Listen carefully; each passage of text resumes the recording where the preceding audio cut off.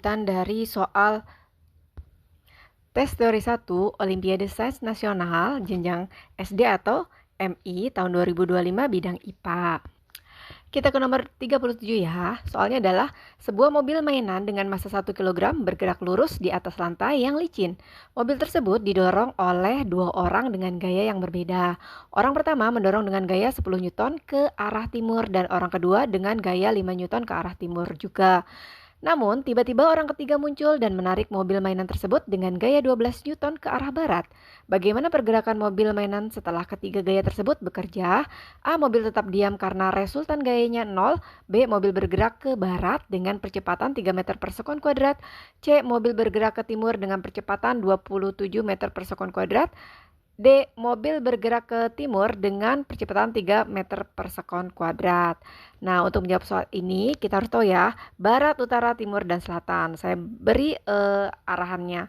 Nah, ini adalah arah mata anginnya ya, ada barat, utara, timur, dan selatan. Nah, sekarang kita ambil simulasi pergerakan mobil tersebut ya. Kita coba pertama, gaya pertama itu 10 Newton ke arah timur. Nah, kemudian gaya kedua juga 5 Newton ke arah timur. Kita ambil arah timur ini berarti arah positif. Kemudian F3 atau gaya ketiga itu 12 Newton tapi ke arah barat. Jadi berlawanan ya. Jadi untuk resultan gayanya 10 Newton ditambah 5 Newton dikurang 12 Newton. Nah, akhirnya adalah 3 Newton. Nah, kemana nih? Ke arah timur. Kenapa ke arah timur? Karena lebih besar gaya ke arah timur gitu ya. Kemudian untuk mencari percepatan itu adalah F dibagi M atau resultan gaya tadi yang sudah kita cari dibagi dengan masanya sama dengan 3 dibagi dengan 1. Jadi percepatannya adalah 3 meter per sekon kuadrat. Jawaban untuk nomor 37 ini adalah yang D, mobil bergerak ke timur dengan percepatan 3 meter per sekon kuadrat.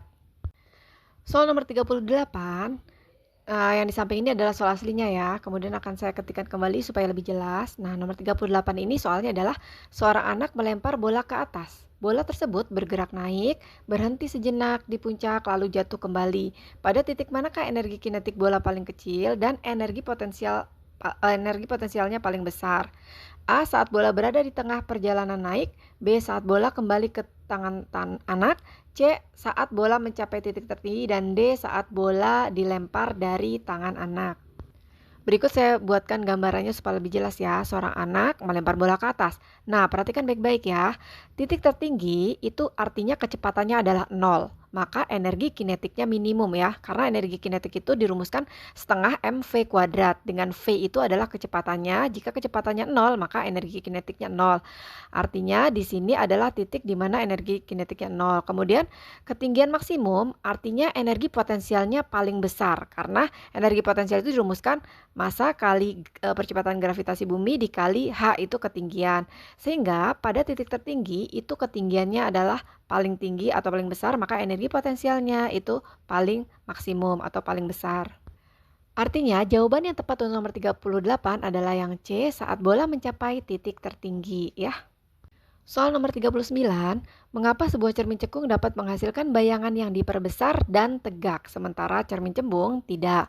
A. Karena cermin cembung selalu menghasilkan bayangan nyata, sedangkan cermin cekung menghasilkan bayangan maya. B. Karena cermin cembung memiliki titik fokus maya yang menyebabkan berkas cahaya yang datang akan selalu menyebar. C. Karena kelengkungan cermin cekung lebih besar daripada cermin cembung. D. Karena cermin cekung memiliki titik fokus nyata yang memungkinkan pembentukan bayangan maya yang diperbesar saat benda diletakkan di antara titik fokus dan cermin. Adik-adik perhatikan ya, di sini ada soal aslinya, kemudian saya ketikkan kembali agar kalian lebih jelas untuk membacanya. Nah, sekarang kita coba jawab pertanyaannya ya. Cermin cekung itu memiliki titik fokus nyata. Nah, jika benda diletakkan di antara titik fokus atau F dan cermin, sinar pantul tidak benar-benar bertemu tetapi perpanjangannya bertemu di belakang cermin. Nah, akibatnya terbentuk bayangan maya, tegak, dan diperbesar. Ya, perhatikan gambar yang saya berikan. Kemudian cermin cembung itu memiliki titik fokus maya, sehingga sinar pantul selalu menyebar. Karena itu, cermin cembung tidak pernah menghasilkan bayangan diperbesar, melainkan bayangannya selalu maya, tegak, dan diperkecil. Oke ya, jadi jawaban yang benar adalah yang D. Kalau yang A itu salah ya, karena cermin cembung itu tidak menghasilkan bayangan nyata. Yang B juga kurang tepat karena hanya menjelaskan sifat cermin cembung tanpa menjelaskan kemampuan cermin cekung menghasilkan bayangan yang diperbesar. Nah, yang C ini salah juga karena besar kelengkungan bukan alasan utama perbedaan sifat bayangannya. Oke, jadi jawabannya adalah yang D. Kita lanjutkan ke soal nomor 40 ya. Sebuah katrol digunakan untuk mengangkat beban. Jika gaya yang dibutuhkan untuk mengangkat beban adalah setengah dari berat beban, berapakah keuntungan mekanik katrol tersebut dan bagaimana konfigurasi katrol yang paling mungkin? A. Keuntungan mekanik adalah 0,5 dengan sistem katrol ganda. B. Keuntungan mekanik adalah 1 dengan sistem katrol tetap.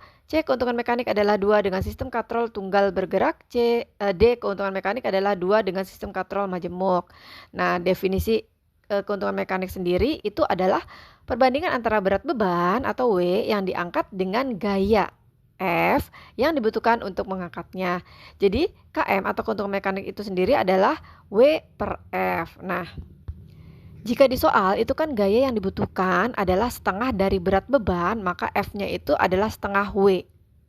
Kita masukkan aja ke rumus yang pertama ya. Jadi keuntungan mekanik itu adalah W per F. Kita ganti F-nya jadi setengah W. Jadi KM itu sendiri adalah 2.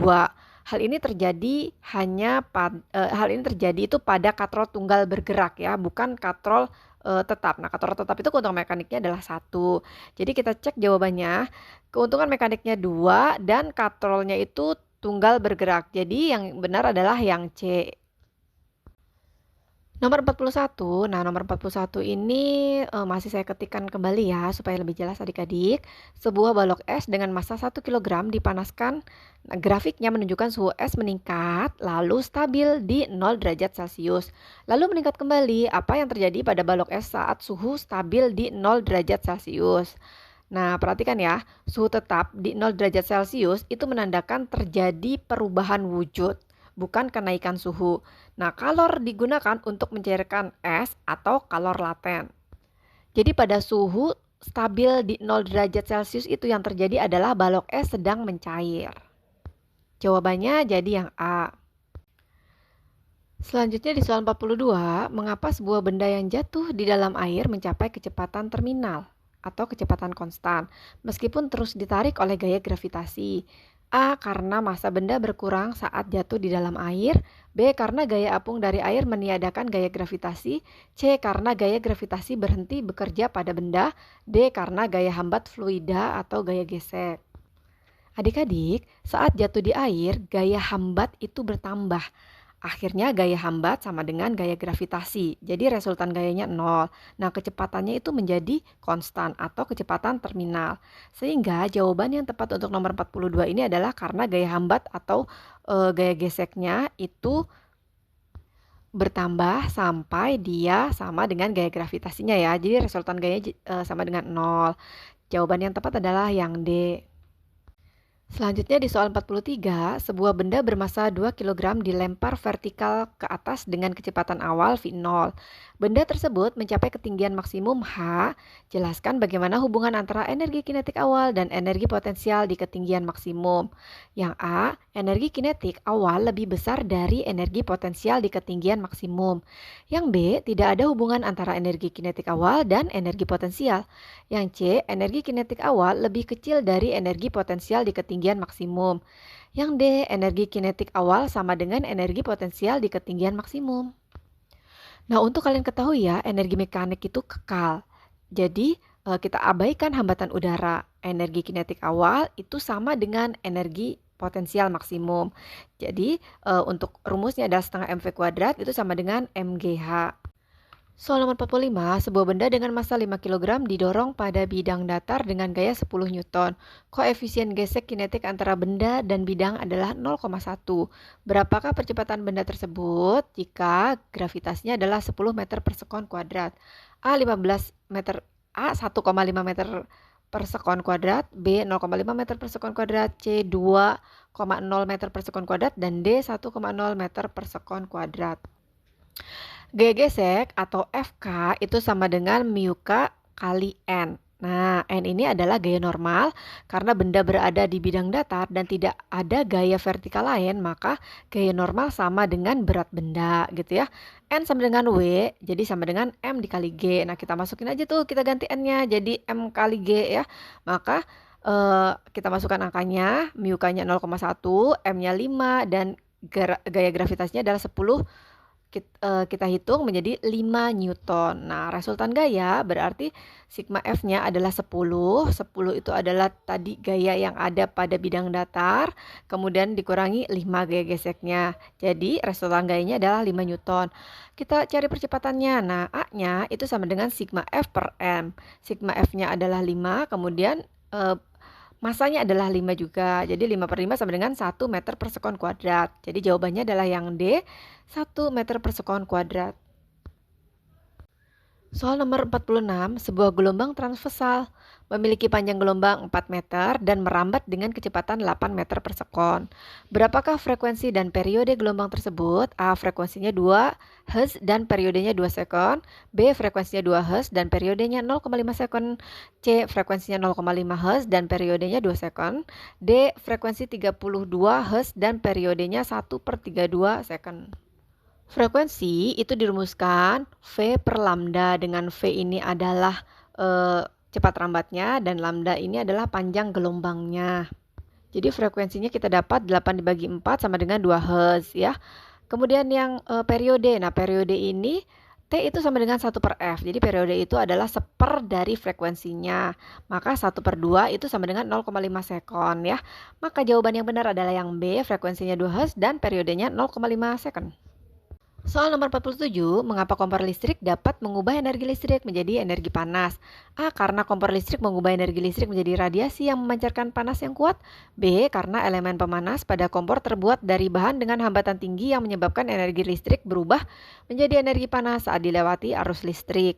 C. Karena kompor listrik memiliki hambatan yang sangat kecil sehingga arus listrik mengalir dengan cepat dan menghasilkan panas. D. Karena kompor listrik menggunakan magnet untuk mengubah energi listrik menjadi panas. Nah, ini berhubungan sekali dengan efek Joule ya. Pada elemen pemanas itu memiliki hambatan listrik yang besar. Nah, saat dialiri listrik, saat dialiri arus, energi listrik itu berubah menjadi energi panas. Nah, ini loh yang disebut dengan efek Joule. Maka jawaban yang benar untuk nomor 47 adalah karena elemen pemanas pada kompor terbuat dari bahan dengan hambatan tinggi yang menyebabkan energi listrik berubah menjadi energi panas saat dilewati arus listrik. Jawabannya yang B. Sekian dulu dari saya, kita akan sambung secepatnya. Assalamualaikum warahmatullahi wabarakatuh.